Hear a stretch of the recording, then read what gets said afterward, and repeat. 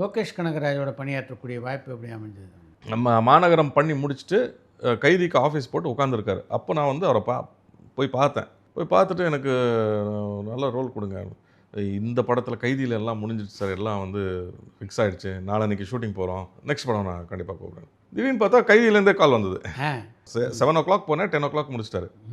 3 hours தான், ஆனால் full படத்தில் வந்துக்கிட்டே இருக்கும். ஆமாம். அண்ட் நம்ம ஏதாவது ஒரு நியூவான்ஸ் பண்ணும்போது அதை அப்ரிஷியேட் பண்ணி அது பண்ணுங்க நல்லாயிருக்கு அப்படின்னு சொல்கிற மாதிரி ஒரு கேரக்டர் அவர். மாஸ்டர்லேயே வந்து ஒரு சீன் வந்து நான் ஒரு சின்ன சஜஷன் சொன்னேன். அதுவும் இது இத்தனைக்கும் எல்லாம் எழுதி விஜய் சார் எல்லாம் ஃபஸ்ட்டே ஓகே பண்ணியிருப்பாங்க இல்லையா? ஓகே பண்ணதுக்கப்புறம் தானே ஷூட்டிங் போவாங்க. அங்கே ஸ்பாட்டில் போய் இதை பெருசாக இம்ப்ரூவைஸ் பண்ணுற மாதிரி இருக்காது.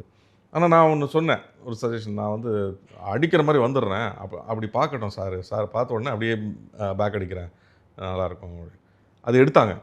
அது ஆக்சுவலாக லோகேஷ் வந்து ஏற்றுக்கிட்டு நல்லா இருக்குன்னு ஏற்றுக்கிட்டு அவர் வந்து விஜய் சார் கிட்ட சொல்லி விஜய் சாரும் ஓகே சொன்னார், நல்லாயிருக்கு அப்படின்னு.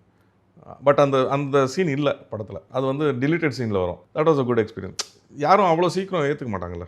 ஆல்ரெடி வந்து எல்லாம் டிஸ்கஸ் பண்ணி எழுதி வந்திருக்கிறத அவ்வளோ சீக்கிரம் வந்து யாரும் சேஞ்ச் பண்ண ஆக்செப்ட் பண்ண மாட்டாங்க. ஸோ அந்த ஓப்பன் மைண்டட்னஸ் இருக்கிறது வந்து ஒரு பெரிய விஷயம். அந்த படத்தில் நடிக்கும்போது விஜய் நல்லா பழகினார் அவங்க. ஐயோ, ரொம்ப நல்லா பழகினார்.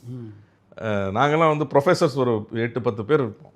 சமகலாட்டான ஒரு இது கேங்கு.